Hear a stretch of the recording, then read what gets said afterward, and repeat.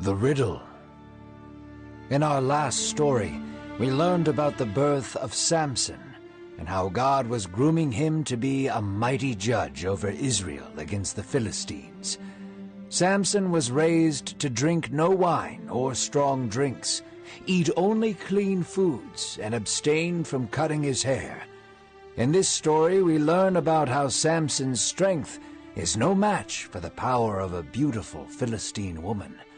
Samson's lust and hubris is put on display, as inspired by the book of Judges. Samson walked around Timnah, a Philistine city. He had grown into a strong young man, filled with might and favor from God. Samson feared nothing. Therefore, he felt completely comfortable strolling through the land of the Philistines. The city was loud and bustling. Smells of cooking meat filled the air, and vendors could be heard haggling and yelling at their customers. As Samson was walking through the chaos, a beautiful woman caught his gaze. Everything seemed to stand still for Samson. She was truly breathtaking, and he could not take his eyes off her. It was truly love at first sight. He got her name and immediately ran back to his father and mother. "I have found the woman I am meant to marry," Samson said.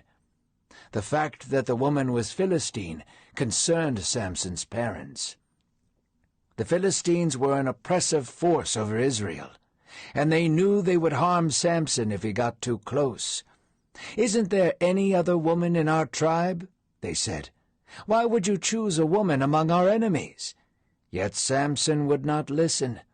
He burned with lust and wanted what was pleasing to him. "She is pleasing to the eyes.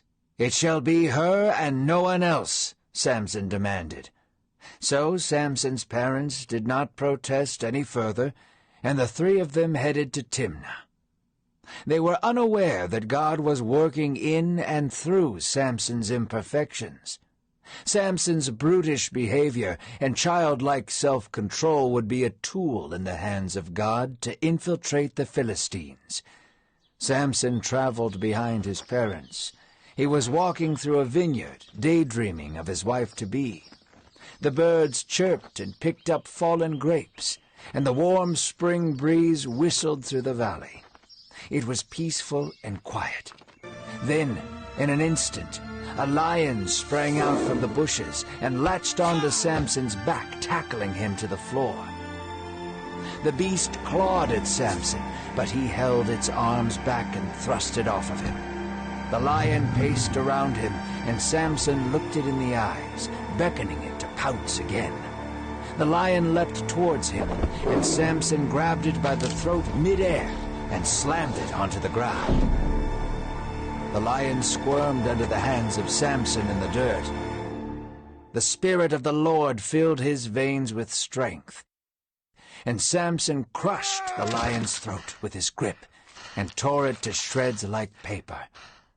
Samson did not tell anyone of what had happened between him and the lion.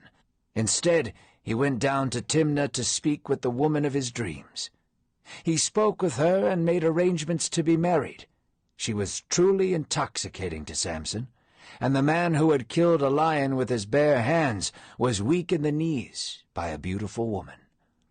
Days had passed, and Samson returned to Timnah to take his bride. He passed through the vineyard again and stumbled upon the dead carcass of the lion he killed.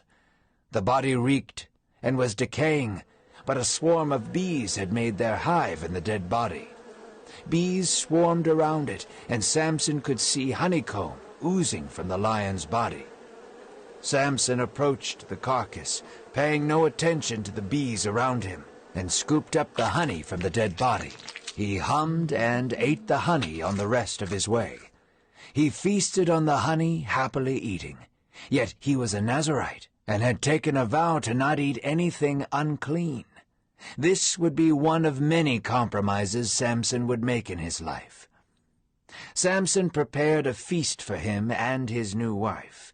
Over 30 people were in attendance, drinking and feasting in celebration. Samson, having vowed to never touch wine or strong drink, found himself surrounded by drunken revelry. The music played and the drinks flowed, and Samson was enthralled with the positive attention. Samson said to the men in attendance, "Let me give you a riddle. If you can guess it within the 7 days of the feast, then I will give you 30 of my garments, and another 30 change of clothes. But if you cannot guess it, then you shall give them to me." They agreed to his riddle immediately, for 30 linen garments was worth a great amount of silver. Samson composed himself and spoke clearly. He gave them the riddle, saying, "Out of the eatery came something to eat. Out of the strong came something sweet." For 3 days they pondered the riddle. The feast was still in full force, and their minds had been consumed with alcohol. On the 4th day they came to Samson's wife and said, "Seduce your husband to tell you the answer to the riddle. If you don't, we will burn your father's house to the ground. Your husband seeks to impoverish us with his bets, and we will not be humiliated." So Samson's wife wept over him. She pulled at him with her cries. "You hate me," she yelled. "You have put up this riddle to my people, but have refused to give me the answer." Samson held his composure and refused to tell her. "I have not told even my parents. Why should I tell you?" So she wept for the remainder of the feast, wearing Samson down with her constant tears. Her annoyance was constant, and her manipulation knew no end. Finally, on the 7th day, Samson caved. She had worn him down. He told her the story about the lion and the honey, and she immediately told her people the answer. That night Samson was around the feasting table with his companions, sure of himself that he would win the riddle. The men of the city smirked and told him, "What is sweeter than honey, and what is stronger than a lion?" Samson knew immediately that his wife had told them. His anger boiled against them and her. "If you had not plowed with my heifer, you would have not found out my riddle," Samson said. The beautiful bride he once craved, now reduced to being called a cow. God, who was seeking an opportunity for Samson to war against the oppressive Philistines, came upon Samson. He traveled to the city of Ashkelon and slew 30 Philistine men. He took their garments and fine linens and gave them to those who had solved the riddle. Samson paid his debt, but he did so with blood of the Philistine enemies. Samson had won the battle, but he had lost the war. His wife left him for his best man. Samson, alone and frustrated, sat in his anger. He hurt, but God was at work in his life.